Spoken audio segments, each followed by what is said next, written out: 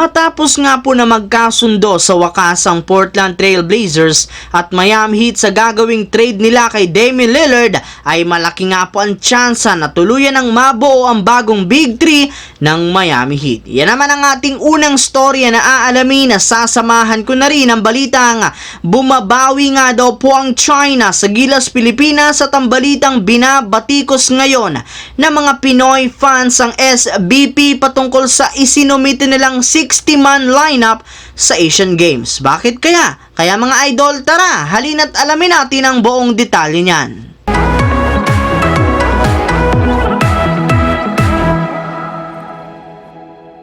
Ang videong ito mga idol ay hatid sa inyo ng Aurora Game, isang play-to-earn mobile app na kung saan pwede kang kumita habang nag-e-enjoy ka. Maraming mga games dito mga idol, gaya ng Color Game na alam kong siguradong mananalo kayo, Dragon versus Tiger na simple lang, pipili ka lang kung Dragon ba o Tiger ang mananalo. Meron ding Toss a Coin na alam kong alam nyo na, at marami pang iba. Sobrang dali lang mag-register, gamit lang ang iyong mobile number, hintayin ang verification code at gumawa ng password. Madali lang din mag-cash in, at pag panalo, cash out agad gamit ang iyong GCash account. Kaya ano pang hinihintay nyo mga idol?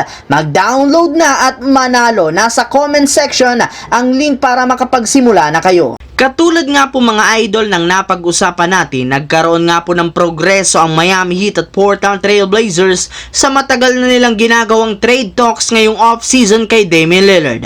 Ayon nga po dito, ang nag-iisang paraan lamang upang tuluyan na itong mangyari ay sa isang multi-team trade. At kasabay nga po mga idol ng paglabas ng ganyang klaseng balita, ibinulgar na rin naman nga po ngayon ng isang NBA insider na hindi na nga daw magtatagal at kukuha na rin naman ang Miami Heat si Damian Lillard mula sa Portland Trail Blazers bago pa magsimula ang training camp. Yes mga idol, malaki nga po ang tsansa na makuha na nila ang matagal na nilang gusto na mabuo ang pinakabagong Big 3 na kinabibilangan nina Damian Lillard, Jimmy Butler at Bam Adebayo. Pero as of now, kailangan munang wag magsaya ang mga fans ng Miami, gayong kasalukuyan pa rin namang nakikipagnegosasyon ang kanilang team sa front office ng Portland Trail Blazers. Habang dumiretso naman tayo sa ating sunod na pag-uusapan, sa usap-usapan ngayon ng mga fans na bumabawi nga daw po ang China sa Gilas, Pilipinas, at ang balitang binabatikos nga po ng mga Pinoy fans ngayon ng SBP patungkol sa isinumite nilang 60-man lineup para sa Asian Games.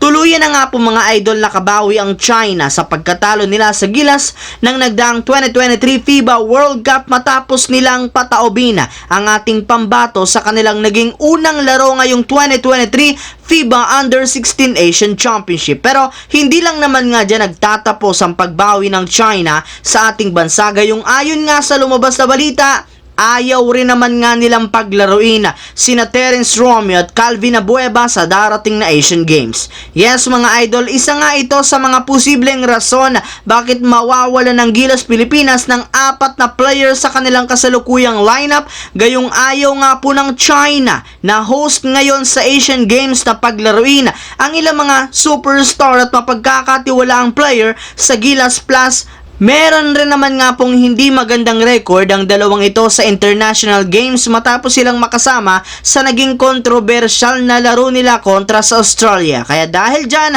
mayroon na lamang nga pong kung sakali man nakasalukuyang 8 manlalaro ang ating national team. Dagdag pa nga po dyan mga idol, isa rin naman sa itinuturing na rason bakit hindi sila posibleng makasama ay ang sinasabing hindi pagkakasama ng mga ito sa isinumiting 60-man lineup ng Gilas Pilipinas sa host at organizer ng Asian Games ngayong taon. Well, ayon nga po sa lumabas na report mga idol ng mga fans, karamihan nga daw po sa mga isinama dito ng SBP ay puro mga college players at hindi kasama dito ang ilang mga PBA players. Kaya dahil sa kapalpakan nga daw na ginawang ito ng SBP ayon sa mga fans, ay binabatikos nga sila ngayon ng mga Pinoy fans, gayong 5 days na lamang ang natitira bago magsimula ang Asian Games, at nagkaroon pa sila ng napakatinding problema sa kanilang lineup na makakaapekto ng husto sa kanilang chemistry.